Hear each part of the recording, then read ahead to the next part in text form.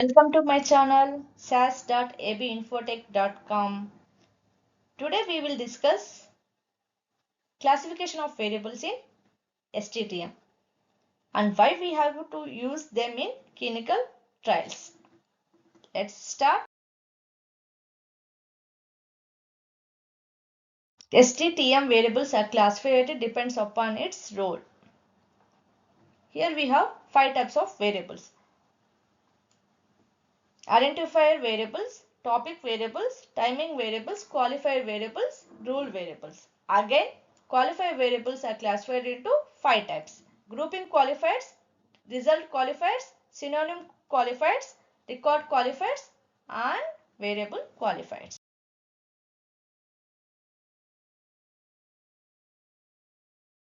SDTM is built around the concept of observations collected about subjects who participated in a clinical study. Each observation can be described by a series of variables corresponding to a row in a dataset. Each variable can be classified according to its role. Role determines the type of information conveyed by the variable about each distinct observation and how it can be used.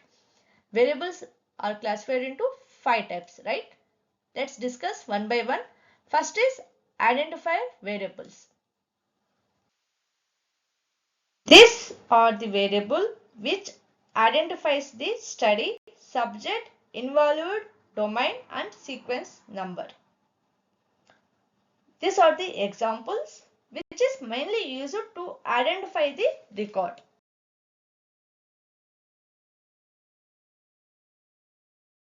Topic variable. This specifies the focus of the observation. For example, AE term in adverse events. LB test in laboratory domain. VS test in vital sign domain. And third one is timing variables, which describes the timing of an observation, which is start date and end date. AE STDTC, AE ENDTC, visit num. These are the examples of timing variables. Fourth one is qualifier variables, which contains additional test values results which helps describes the observation. For example, AESEV, which stands for adverse event severity. AESER, AE stands for adverse event, SER means serious event. LBORRES, nothing but original results of LB domain. Then fifth one is rule variables, which describes the specific calculation, logarithm or derived part based upon the condition to start, end and branch a loop in the trial design model. For example, baseline flag or study day. Here we having two hyphens which is nothing but predecessor. This can indicate two letters based upon the domain.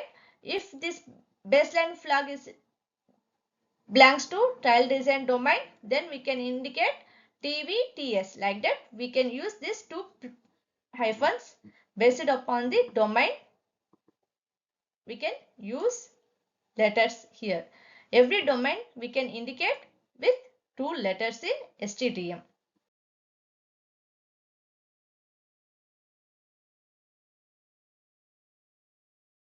Qualifier variables can be further classified into 5 subclasses. Grouping qualifiers, result qualifiers, synonym qualifiers, variable qualifiers and record qualifiers. Let's discuss one by one. Grouping qualifiers. These are used to group together a collection of observations. For example, LB category, LB subcategory. Here two procedures are used to indicate a domain. Understand? Then second one is result qualifiers. Discuss the specific results associated with topic variables for a findings domain. For example, original results, standard results character, standard results numeric. OR indicates original, RES indicates results. Okay. Before that, here we have two hyphens. nothing but predecessor, indicates the domain name. Remember this one. At the end of the stresc, at the end we have C, indicates a character variable. At the end here we have capital N, indicates a numeric variable. Then third one is synonym qualifiers, which specifies the alternate name for a particular variable in an observation. For example, AE term, AE modified, AE decode.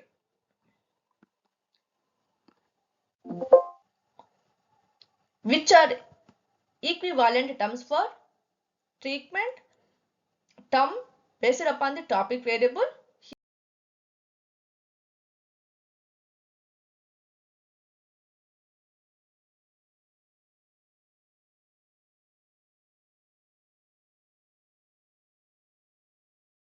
And fourth one is record qualifiers, which defines additional attributes of an observations in a record. For example, AE relic.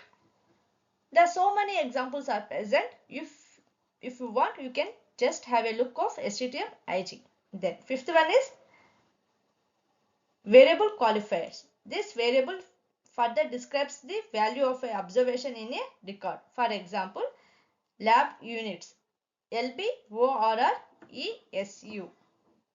Here are the examples which indicates the variable qualifiers.